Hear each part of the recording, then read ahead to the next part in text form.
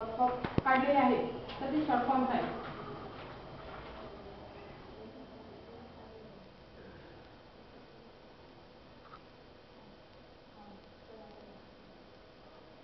तर हे square method, equilateral triangle, height of equilateral triangle आणि शॉर्ट फॉर्म्स काढले, perimeter of semi circle, total surface area of hemisphere and difference between two even number.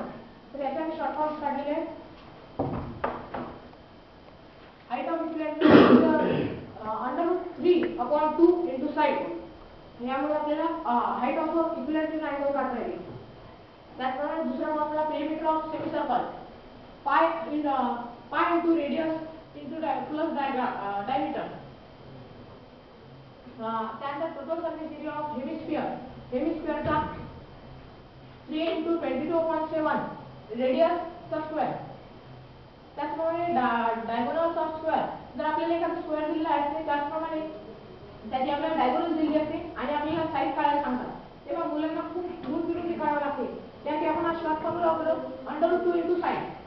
यामुळे आपल्याला लवकरात लवकर म्हणजे बाजूची साईज मिळू शकते. आणि difference between two even number plus double of given number. या फॉर्म्युलाला वापरून आपण इव्हन नंबरच्या नंतरची पटीची संख्या काढू शकतो. आता सपोज आपल्याला 15 ही संख्या दिलेली आहे इव्हन नंबर आणि याच्या पटीची 7वी संख्या काढायची आहे. तर आपण 15 + 7 इंटू 2 करता येते. तर त्याला 15 + 14 केलं तर 29 ही संख्या 15च्या पटीची 7वी संख्या मिळू शकते. यावी केलं आहे पुढे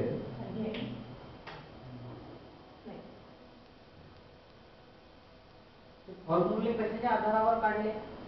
आम्ही सर आता वर्गात आम्ही शिकत असतो किंवा आमचे सर आम्हाला सांगतात की आपल्याला जी मेथड एकदम सोप्या करता येईल तेवढ्या सोप्या आपण करत राहायचं. तर आम्ही सर्व वर्गमित्रांनी मदत केली आणि हे फॉर्म्युले शोधून काढलेले आहेत. तर आम्ही फॉर्म्युले शोधण्यासाठी एकामेकांची मदत घेतली, पुस्तक वाचले आणि एकामेकांची मदत घेतली.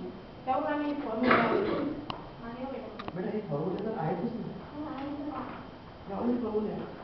Diagonal square √2 into side.